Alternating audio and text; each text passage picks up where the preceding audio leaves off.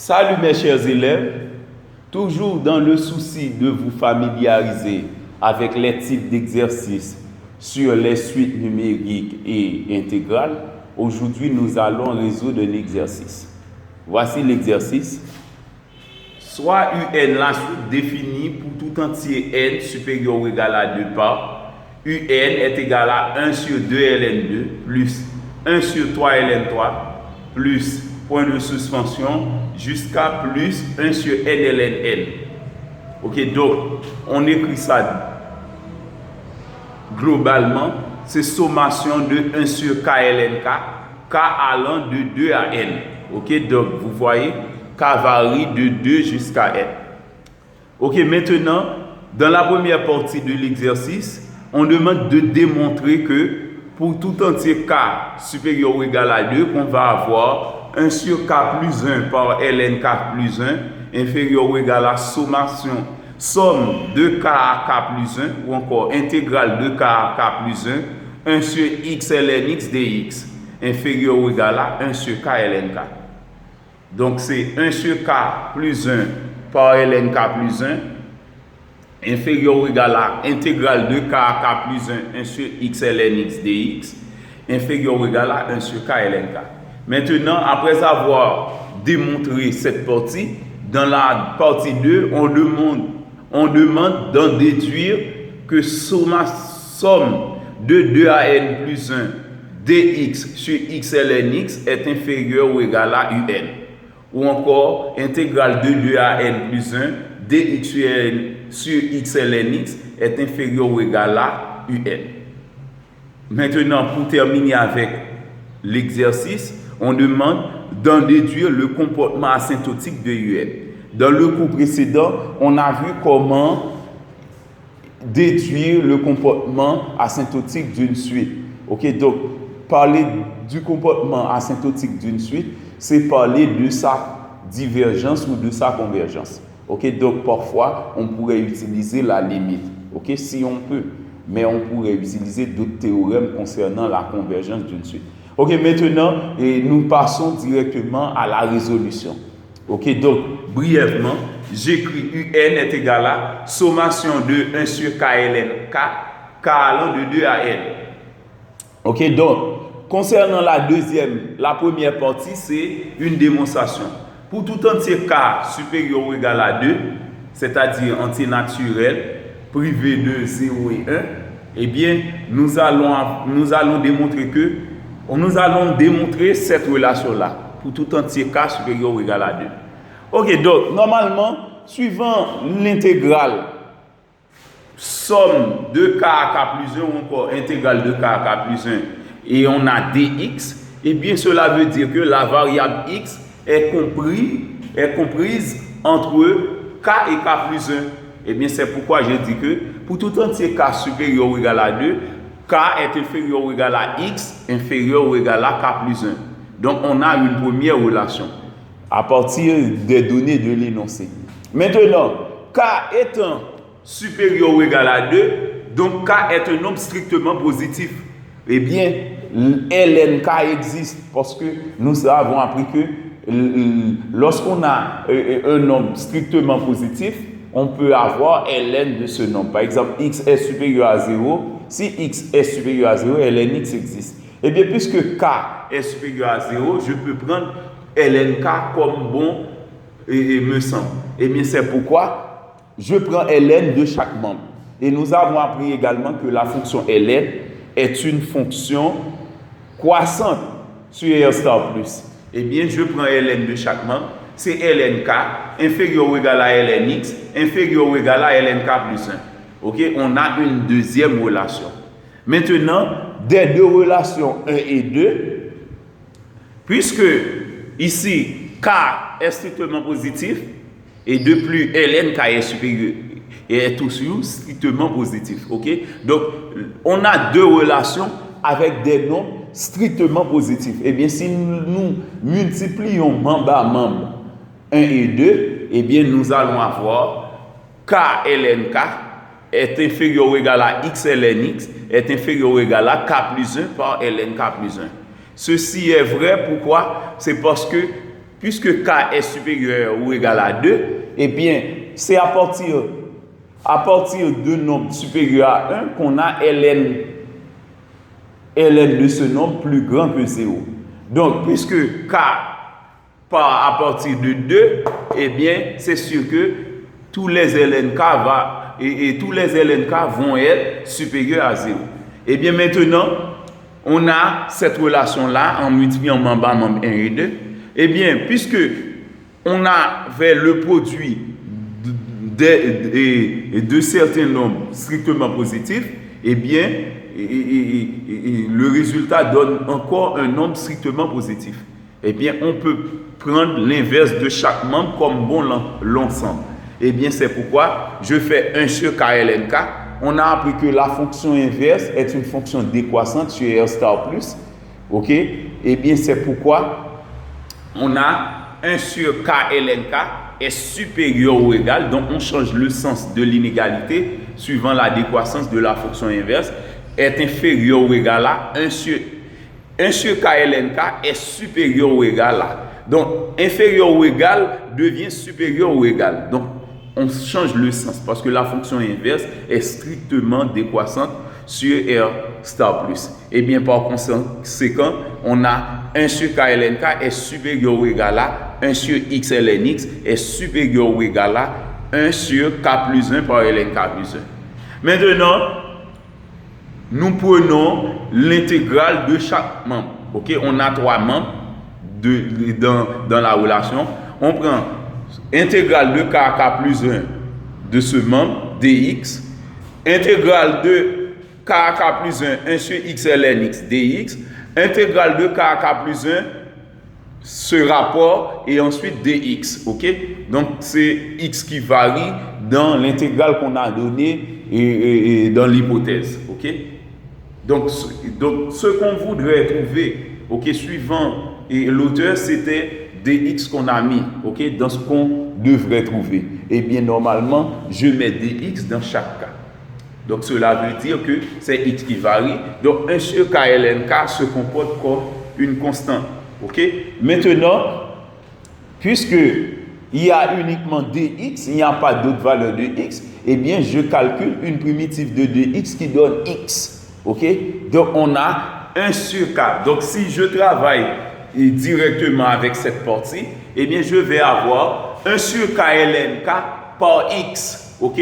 Donc, cette intégrale somme de k à k plus 1 sur KLNK dx donne 1 sur KLNK x. OK? Une primitive de 2x qui donne x compris entre k et k plus 1. Donc, cette primitive est donc comprise entre k et k plus 1.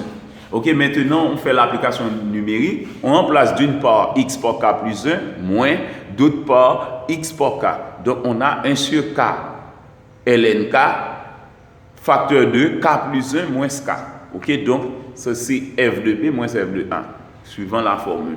OK, donc, k plus 1 moins k donne 1. Donc, c'est comme si on avait uniquement 1 sur k ln k. Donc, cette intégrale-là donne exactement 1 sur k ln k. On fait de même pour cette intégrale-là. 1 sur k plus 1 ln k plus 1 est aussi constante comme pour 1 sur k ln k. Puisqu'on a dx, on cherche une primitive de 2x qui donne x à nouveau. Eh bien, c'est encore la même chose. C'est 1 sur k plus 1 ln k plus 1 facteur de k plus 1 moins k en variant x, en trouvant l'image de k plus 1 par cette primitive, moins l'image de k par cette primitive.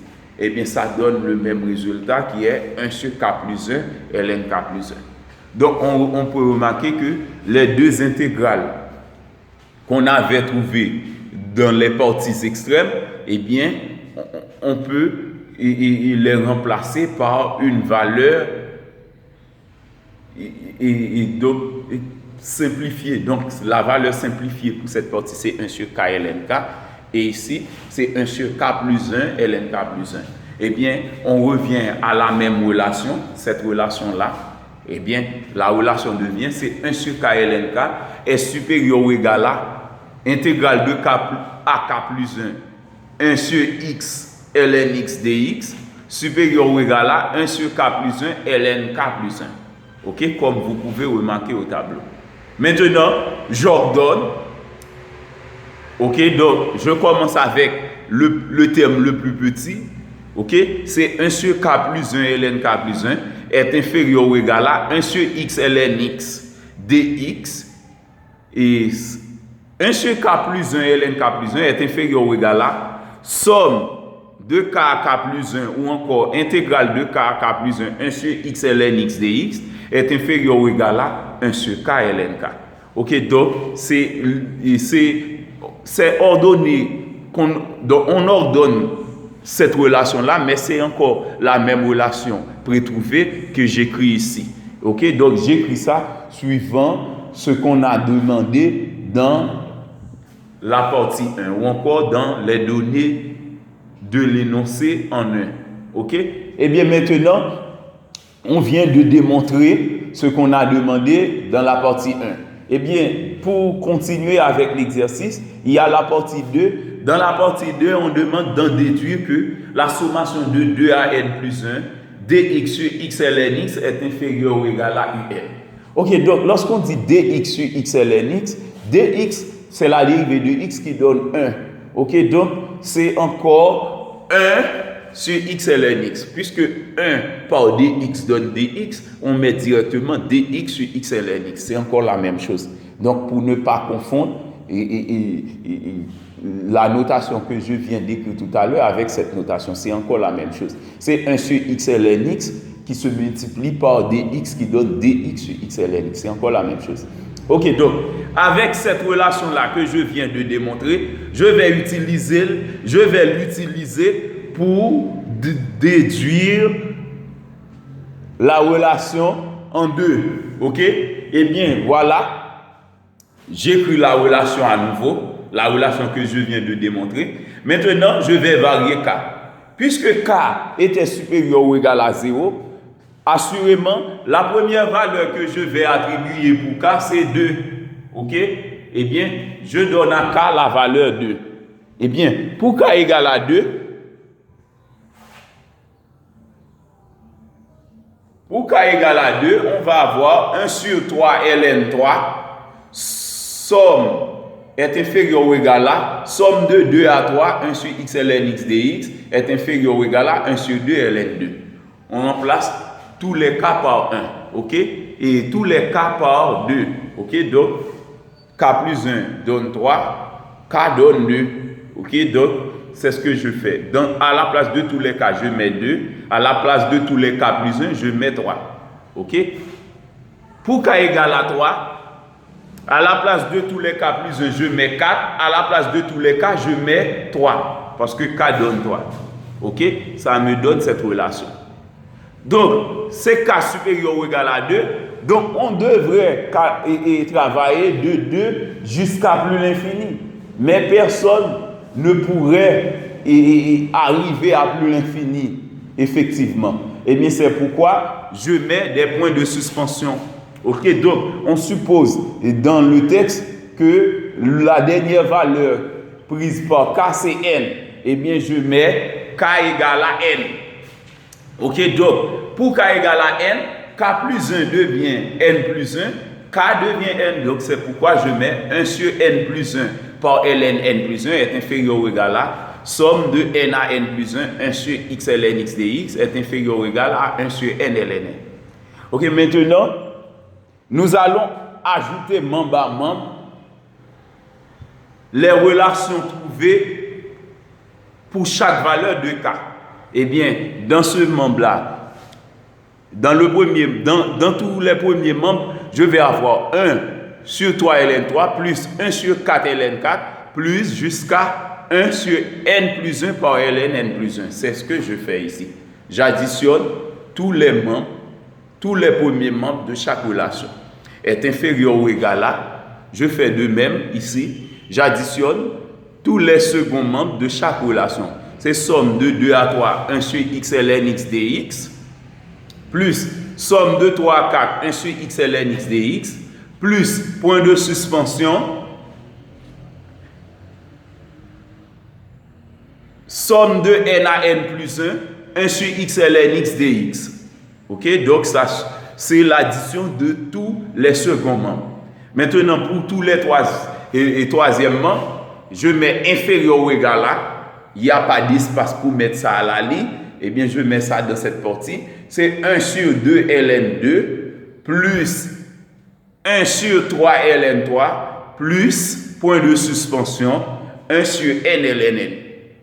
Ok, maintenant, si nous pouvons remarquer dans le premier membre, ça varie comme étant la sommation de 1 sur k plus 1 ln k plus 1 k allant de 2 à n. Ok, donc pour k égale à 2, 3 ln 3, 3, 4 ln 4, n plus 1 ln k plus 1. Donc c'est sommation de 1 sur k plus 1 par ln k plus 1, k allant de 2 à n. On fait de même ici. Ok, donc nous avons appris cette propriété dans les cours précédents.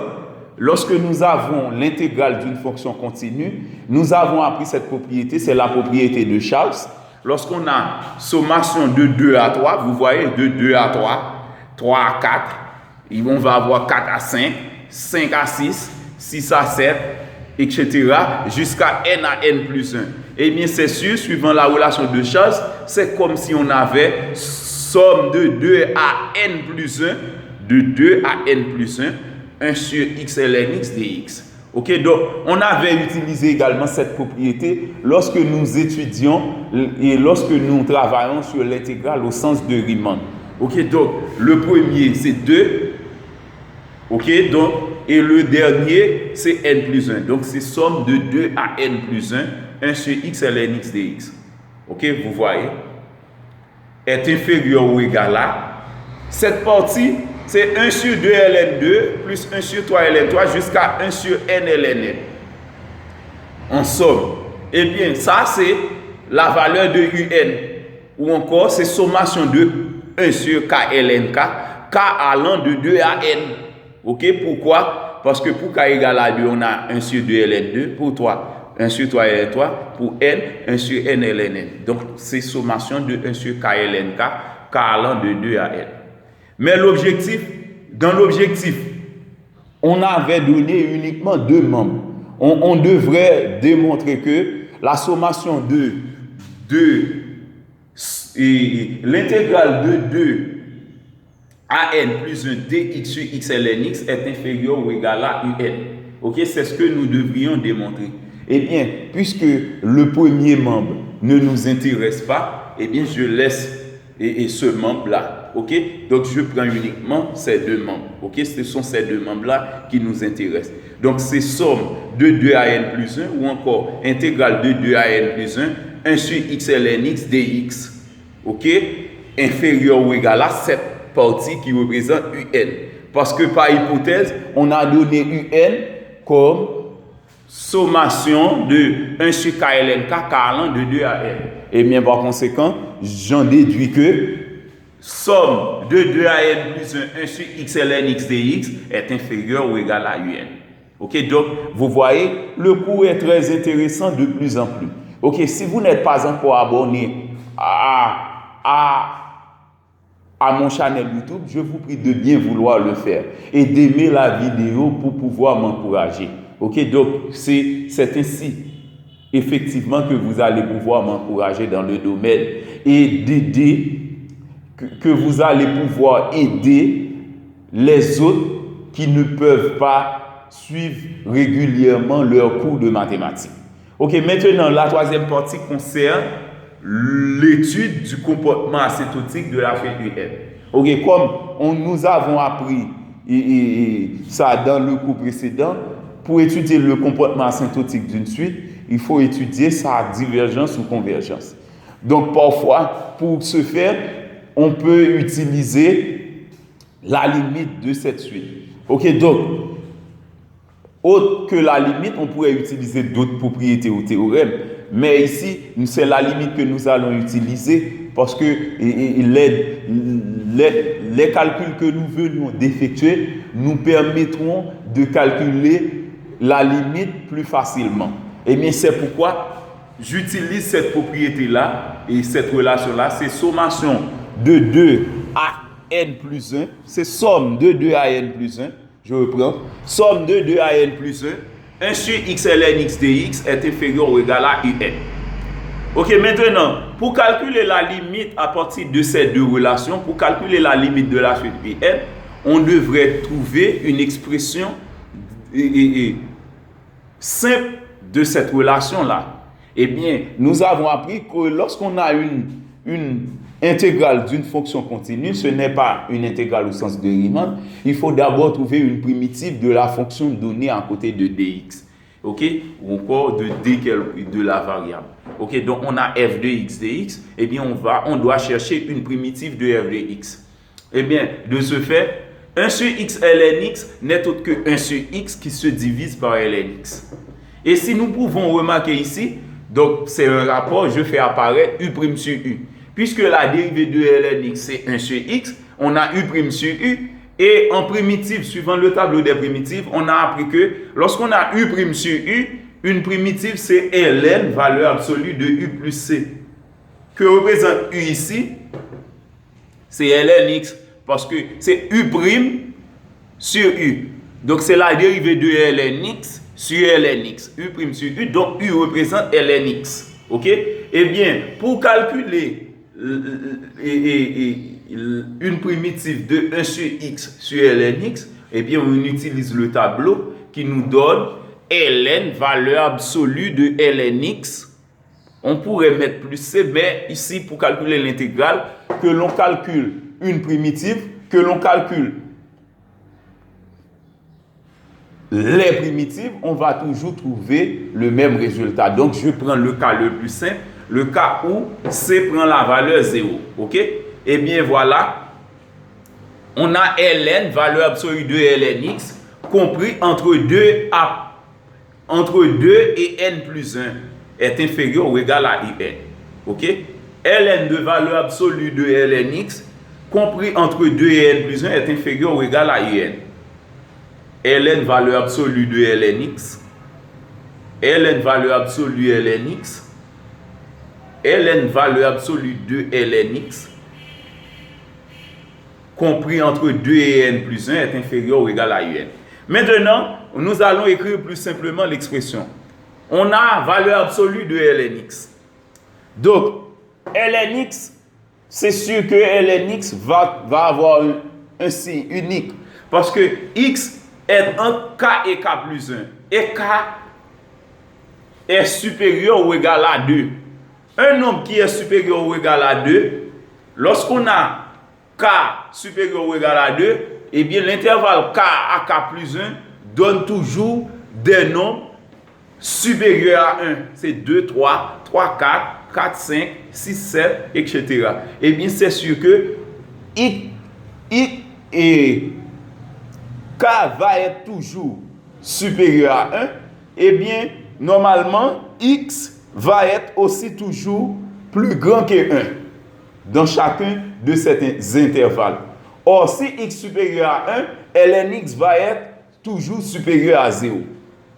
Eh bien, puisque ln x est supérieur à 0 dans ces intervalles-là, eh bien, on va avoir valeur absolue de ln x égale à ln x.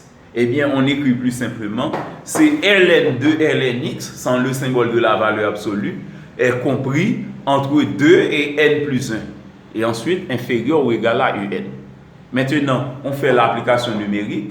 C'est ln de ln n plus 1, on remplace x par n plus 1, moins ln de ln2 est inférieur ou égal à un. Ok, maintenant, on a ln a moins ln b. Ça donne ln a sur b. ln a moins ln b, c'est ln a sur b. Ok, parce que ici a et b sont strictement positifs, donc je mets ln a sur b. Où a représente ici ln n plus 1 et b ln 2. Donc ça donne ln de ln n plus 1 sur ln 2 est inférieur ou égal à un. Ok, à présent, on peut calculer la limite. Ok, on utilise l'inégalité. On prend limite. Donc ici, on va utiliser le théorème de comparaison. Ok, donc c'est un cas particulier dans le théorème des gendarmes. Et bien voilà, on prend limite de ln n plus 1 sur Ln2 en plus l'infini est inférieur ou égal à limite UN en plus l'infini. On remplace n par plus l'infini. OK? Plus l'infini plus 1 n'est autre que plus l'infini. On a Ln2, Ln plus l'infini sur Ln2 est inférieur ou égal à la limite de UN. Ln plus l'infini, comme dans les cours précédents, on a appris que Ln plus l'infini donne plus l'infini. Et bien donc, on a Ln plus l'infini sur Ln2 est inférieur ou égal à la limite de UN. Plus l'infini sur Ln2. Lorsqu'on a infini sur K, ça donne toujours infini. Il suffit d'appliquer la règle des signes. Le signe de l'infini ici, c'est plus. Le signe de Ln2, c'est encore plus. On fait plus par plus, ça donne plus. Eh bien, on a Ln plus l'infini. Le rapport donne plus l'infini à nouveau. C'est Ln plus l'infini est inférieur ou égal à la limite de UN. Et comme pour tout à l'heure, Ln plus l'infini donne plus l'infini. Eh bien, on a à nouveau Ln plus l'infini. On remplace ça sans embâche par plus l'infini. Donc, plus l'infini est inférieur ou égal à limite de UN. Eh bien, on va faire une comparaison. Puisque la limite de UN est plus grand que plus l'infini. En mathématiques, quel nombre qui pourrait être plus grand que plus l'infini? C'est uniquement plus l'infini. Parce que plus l'infini, à notre avis, c'est la plus grande valeur possible. Eh bien, si c'est un nombre qui est infiniment grand, que personne ne pourrait déterminer, eh bien, un nombre qui est plus grand que plus infini, c'est sans doute plus infini. Donc, puisque la limite de UN est plus grand que plus l'infini, eh bien, la limite de UN donne aussi plus l'infini. Donc, on appelle ça le théorème de comparaison. Eh bien, pour conclure avec cette partie, on peut en déduire que la suite UN diverge vers plus l'infini. Donc, la suite UN diverge vers plus l'infini. Donc, c'est ça et le comportement asymptotique de la suite UN. Elle diverge vers plus l'infini. C'était tout pour aujourd'hui. Merci et bonne journée.